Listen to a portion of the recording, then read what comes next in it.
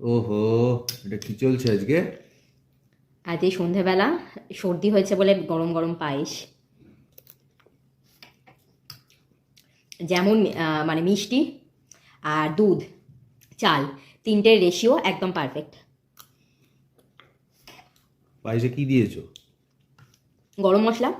আর এটা এটা কিন্তু দেখতে এরকম লাগতে পারে, কিন্তু অ্যাকচুয়ালি এটা গুড়ের পায়েস। এর যে টেক্সচারটা এসছে সেটা হচ্ছে হালকা রেডিশ। এখানে পাটালি গুড় ইউজ করা হয়েছে, আমিই বানিয়েছি যদিও।